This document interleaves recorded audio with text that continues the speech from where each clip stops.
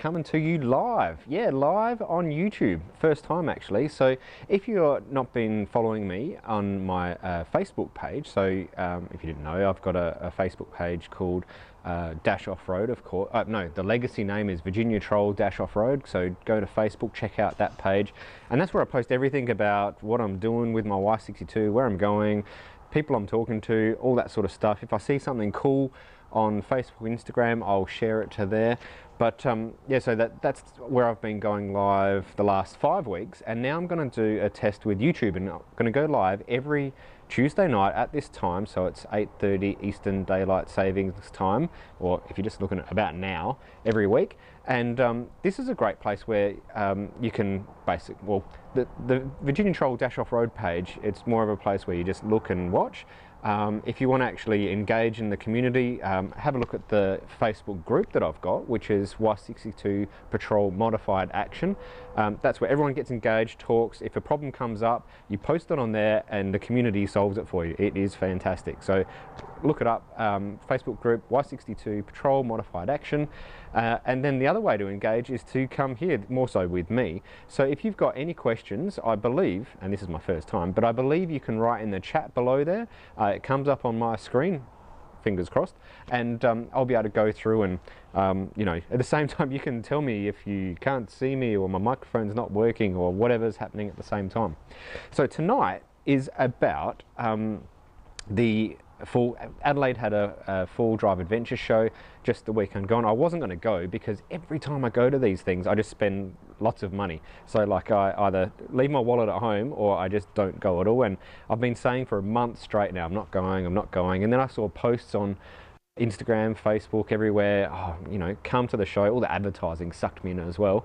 Ronnie Dahl was posting, and he was up on stage, and I just did a video with him last week, so you know, I kind of wanted to go and see what all the hype was about, because I've been to heaps of these things. But I went, and I must admit I was not I was very impressed. I was not disappointed. So there was heaps of new stuff. Usually I go to these things and meander around and think, oh, I've seen it all before, but there was stacks of new stuff. So the first one, I walked up through the ARB stand, and they had a new type of hydraulic. Thank you Christopher, thank you so much for letting me know my sound's good. Excellent. It is a bit dark. I set up out here an hour ago. I'm like, it's 20 degrees, perfect, dead still, no wind, I can do this. And then, like, it's just getting darker and darker and darker. So we'll see how we go here. And if these red lights are annoying you, just let me know. ARB. Went through the ARB stand. They've always got something new. And this time I saw their jack, the ARB jack that they've named Jack, a hydraulic high lift jack, which is so cool. I've got a high lift jack, and when you've got a Y62, by the time you get it far enough off the ground to actually change a wheel or do something, it is scarily dangerous. It's, you know, the jack is like a metre off the air, and I've had my fair share of close calls. So if a hydraulic jack is going to be safer, I'm all up for it. Now, as I was looking at it, the thing's $900, so it's not cheap. And hydraulics, tick. The weight was about the same. So I'm not sure if there's any, I'm all about saving weight when I'm doing anything on my car, but to me, there didn't seem to be a huge difference in weight.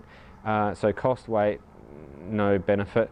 My high lift jack, I bolt to my roof rack. If I bolted one of these ARB jacks to my roof rack, I reckon it would be pinched at the first shopping centre I parked at.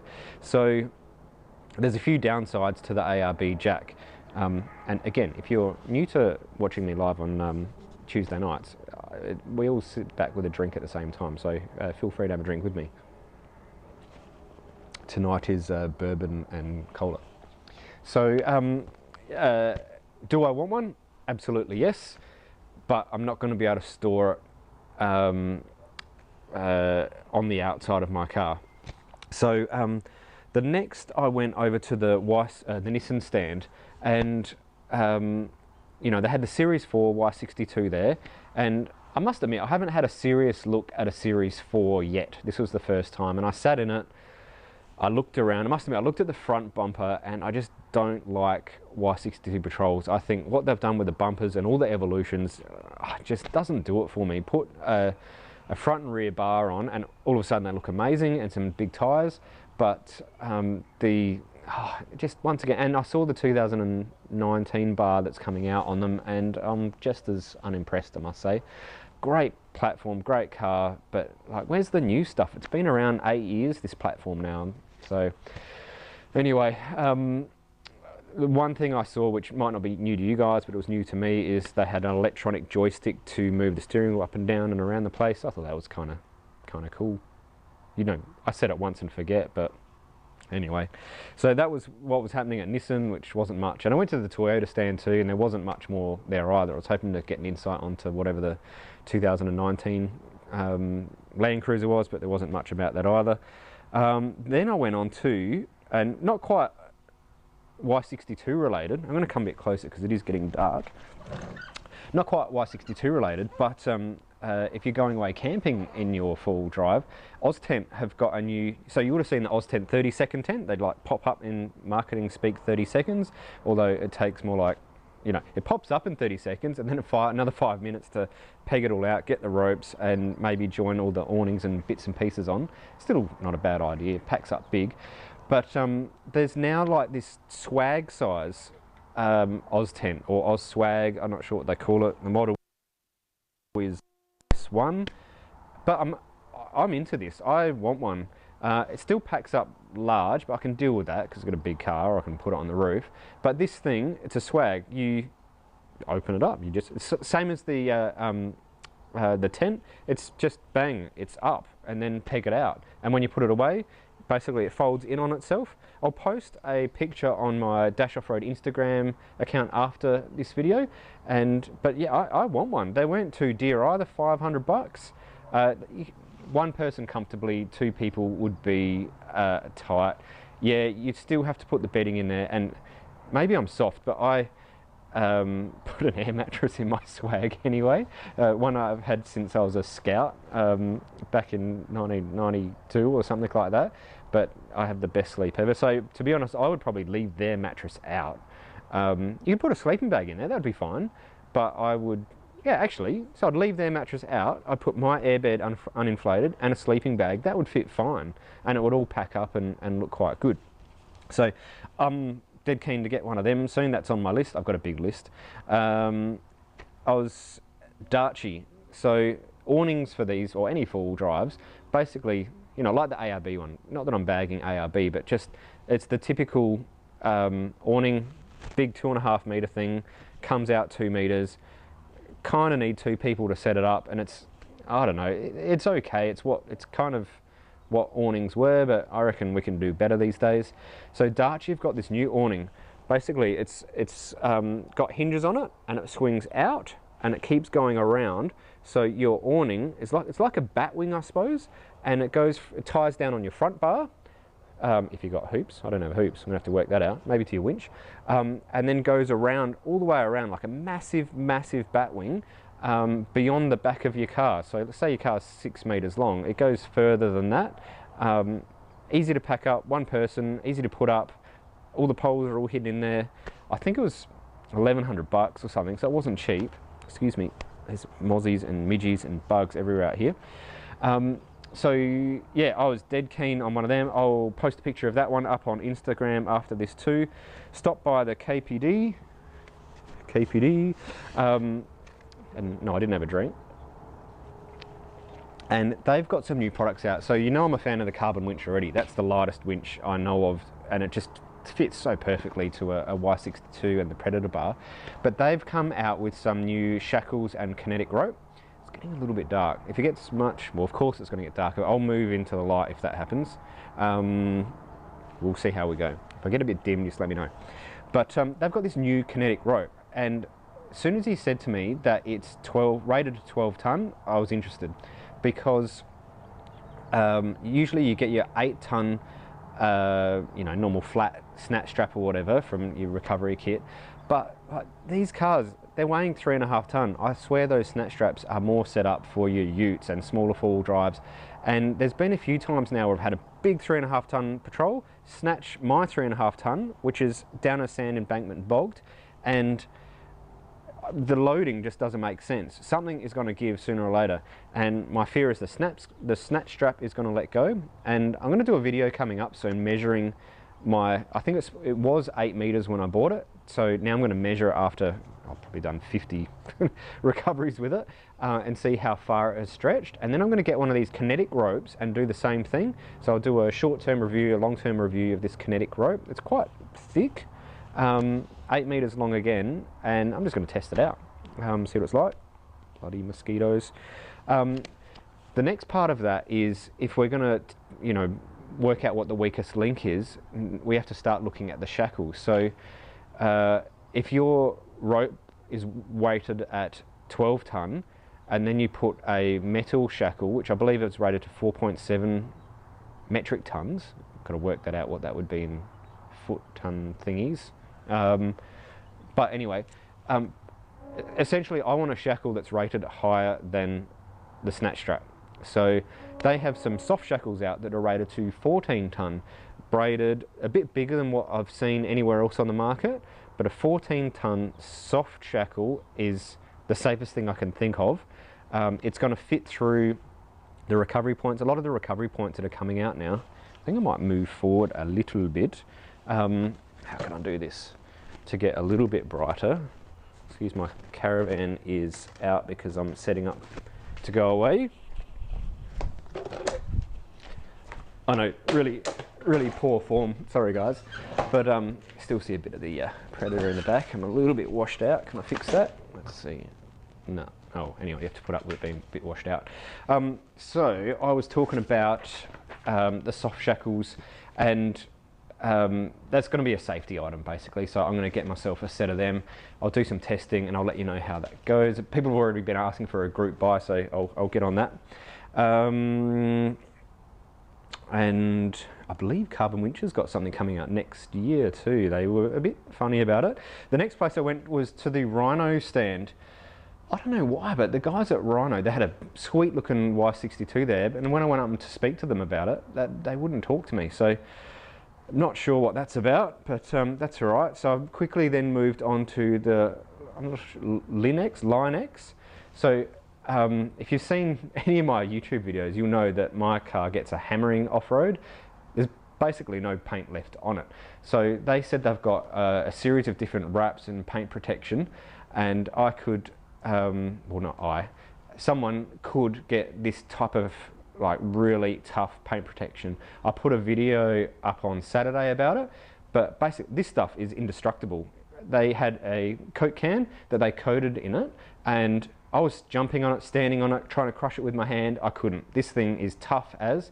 It's a textured finish, and I'm not really sure if I want my whole car looking with a textured finish, but it was indestructible. It would be like a tank after that. I believe, and it's 10 grand. And it weighs 40 kilos to your car. So there's two major downsides, because I'm all about weight reduction. They had a milder one, which, so basically there's vinyl wrap, your sort of hardcore wrap, then there's this spray-on stuff, and then the hardcore spray-on stuff, which was 10 grand. I'm thinking, and maybe they're not the hardcore spray-on stuff, but the one down from that might be the way to go, because it wasn't a textured finish. It was not as shiny as paint, but more like a matte finish, and you can get it colours, whatever you want. So I might start saving the pennies for that, because I'm going to have to paint my car or wrap it or do something soon, because on one side there's more white undercoat than there is silver left on it. Airbag man, so I'm doing something with them coming up. I won't go into too much details now, but I popped an airbag, so I'm going to change to the Firestone ones with the Kevlar sleeves and see if those Kevlar sleeves are going to save my airbags when I'm off-roading. And plus I've got some other things come up where I want to monitor air pressure while I'm not using them, so I'm going to do that. And yeah, by the way, if you've got any questions and stuff like that, feel free to push pinstripes, all right? Post them up, absolutely. I'll answer them while we're live here. If you want to know anything about Y62s or what I'm doing or what's happening at the moment, please just put it in the chat below. And basically I do this. I did 5 on YouTube to test it out, and with a link to Patreon. I forgot to put the link, but the whole idea of these Tuesday night things is so Jamie, what airbags did I have before? They were the red ones, which I believe were Airbag Man, but now I've got them from Airbag Man again, and they're Firestone. No, I've heard this with a few people with the red ones. They say they leak, and mine did, and I had them fixed, and I've had them for years now, at least 2 years, and they're being pumped up and let down every probably once a month. Hi Dave, Pina, DNS tint. Tint. Actually, I think we should talk about tints. I'll finish airbags and talk about tints. So anyway, once the red airbags were set up right, they were fine, but I didn't respect the air pressure when I went full driving, and I think what happened is I used to just basically get a screwdriver, Phillips head, put it into the valve until I went, oh, that sounds like 5 psi, and off I went. But of course, when you do some hardcore full driving, it can pinch in between the coil, and I'm pretty sure that's what's happened, and split, and now one side doesn't work anymore. And the difference when towing was massive, like enormous, chalk and cheese. I could probably sit on about 90 k's an hour without the airbags, and that's with my Caravan. It's about 230 bull weight, and when I've got the airbags on, I can sit on whatever speed I want, 110 or more if I chose to. So the red ones without the sleeve, I could only put up to 30 psi. With the sleeve, I can go up to 60 psi. So I'm wondering if there's a further improvement again, or whether it's going to become stiff and rigid. I'm actually expecting. So once I get them, I'll do a long-term review on that as well, because that'll be pretty cool. Now, Peanut, the tint on the Y62s, of course, you get the glass at the back. What is it? Tint do the wrap in the rough texture. Oh yeah, that would look good. I'm thinking about it. I am. I just don't know what colour. Oh yeah, you're right. The red ones are the polyairs. Thank you very much. So the tint, I don't know if you've looked hard at your Y62, but the tint is actually a brown tint in the privacy glass at the back. And when you go to pretty much any of the shops, or the ones in Adelaide anyway, and ask for tint on the front windows, they only have a green tint. And I don't know where you get a brown tint, but when you look closely at my car in the sun, you look across the windows and it goes dark, black, brown, black, green. And I don't know, if you're particular about that sort of stuff, and I kind of am, it bothers me. So basically keep hunting until you get the brown black tint, not the green black tint. Go to a tint shop, you'll know, or look at any Y62 that had it done. There's not many I've seen that have got the tinting right. So I'm going to wind this up. I always say I'm only going to talk for 10 minutes, and like we're at 18 or something now. So give you a bit of a heads up on what's happening this week on YouTube. So Thursday at 4 o'clock every week I put up a new video, and Stephen Clay got the first bite at the cherry with our Beachport trip, and he's posted a lot of good stuff. Actually, it's a cracker video. I'm kind of jealous. I think he edits better than me. But this one you haven't seen, because this is the sand drag. So I'm not going to give it away, but my car is 163 kilowatts at all wheels. Stephen Clay's, and 360 newton meters of torque, and Stephen Clay's is 143 kilowatts and something like 590 newton meters. So he's got mountains more torque and almost as much horsepower. Dangerous position to be in when you're having a drag. Before he got the chip, I'd wipe the floor with him. But now I've got the Uni chip, he's got the Safari chip, or ECU management system, and it's not as cut and dry as it used to be, I'll tell you. So we do a drag, it's a 400 or quarter-mile drag up a big long sand dune. We got to the top of, it's like third or fourth gear. I can't say on the video, you know how far it revs out when you're at the rev range and like end of fourth. We were moving, we were cruising. And so we've got a video on that, and also a GQ with a 351 Cleveland, which has worked off its nuts, like 400 and something horsepower at the wheels. So I had a drag with that. Didn't do quite as well at the beginning. That basically was like 2 car lengths in front of me at the start, but then at the end, it's funny, these VK 56 motors, I wound him in at the top of the hill. These have got massive power at the end of the rev range because they rev so far. Like the Cleveland motor had me, but I had to change gears at like 4.5, 5,000 RPMs, and I just wound him in by the time I got to the top. So that video and my extreme beach bogging is coming this Thursday, 4 o'clock, and then part 2's after that. And there's heaps of stuff going on. I've got videos edited for the next 4 weeks straight, and I haven't even touched on projects that I'm doing. So yeah, keep watching. Check out the Modified Action, Y62 Modified Action group, the Virginia Troll Dash Off-Road Facebook page, Insta, of course, YouTube. I'm everywhere. You want to know about Y62s, feel free to get in touch with me. Thanks for watching, and I will see you on Thursday or next Tuesday. Yeah. Now to work out how to end this.